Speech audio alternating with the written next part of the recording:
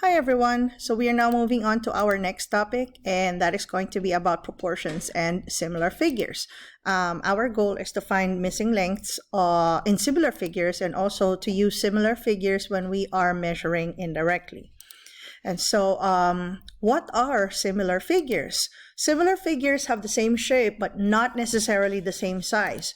So for example, if we have these two triangles, as you can see, they look exactly alike except that one of the triangles is smaller, the other one is bigger, okay? So when you have similar figures, you would see that certain parts of those figures are, I would say, has the same proportion as the rest of the sides. So for example, if we have triangle ABC similar to triangle FGH, you will see that the angle A is just going to be the same measurement as the angle here in F, okay?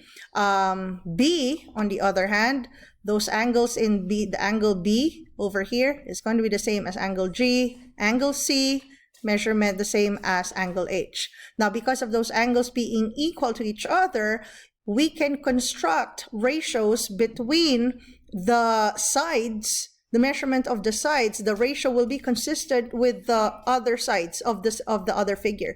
So for example, if you're going to take a look here, side AB is just the same, or will have the same ratio as the side of FG. Here, AC, it will have the same ratio for FH. So if you are going to be using proportions to find one of these sides missing, you can use those that concept that similar figures will always have the same ratio any side that you are given, okay? So let's have an example here, okay?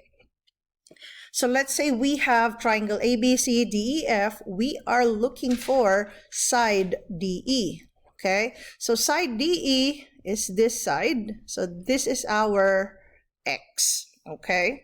Now, for us to be able to solve for X, we need to set up a proportion. Now, when you are setting up your proportion, you have to make sure that you pick out a ratio of the sides that are corresponding to each other, okay? So as you can see, side DE, so let's have, let's get the information from the big triangle over the small triangle, okay? So let's have it as big over the smaller triangle, okay? So big triangle, the side is DE, so that is X, over the corresponding side with the small triangle is 10. So let's put 10 over there.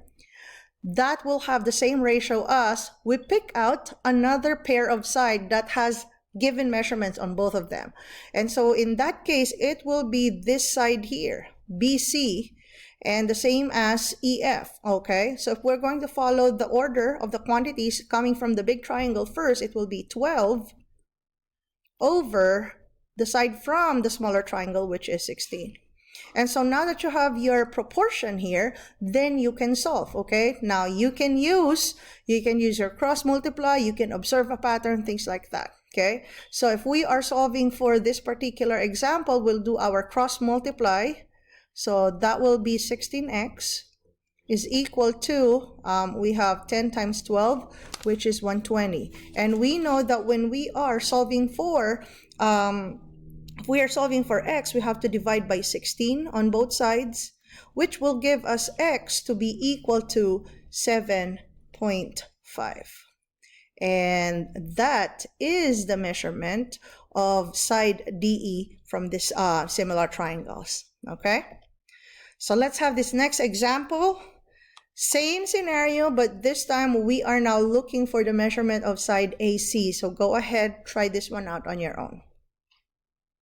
So if you will be looking for the side of AC, so that will be our missing side, that's X, okay? So we can set up our proportion with getting the measurements from the small triangle over the corresponding sides from the big triangle.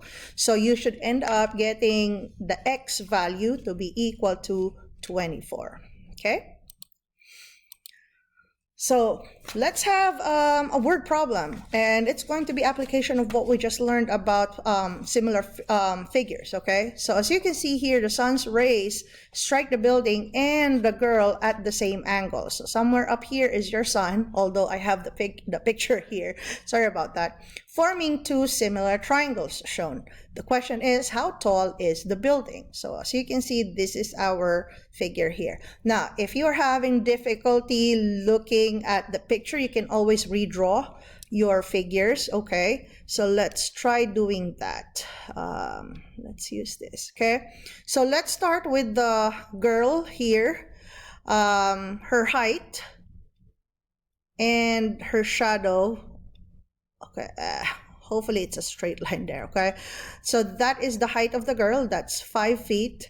And then the shadow is 3 feet, okay? So this is the girl, okay? Now, when it comes to the building, we can draw the same figure, okay? So we have, that's the building.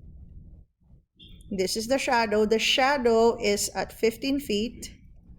And we do not know the height of the building. Okay, so as you can see, these triangles are similar figures, and so we can create our proportion based on this x that we are looking for. So since x is from the bigger triangle, so we can use our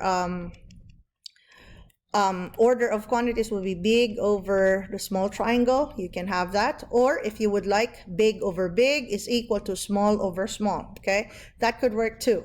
So x over the corresponding side, which is 5, is equal to 15 over the corresponding side, which is 3, okay? Now, you have two options here on how you can solve for x. If you're going to use your cross multiplication, you know that you're going to have a 3x is equal to 75, and dividing by 3 on both sides, you will get x is equal to 25, and that unit is in feet, okay?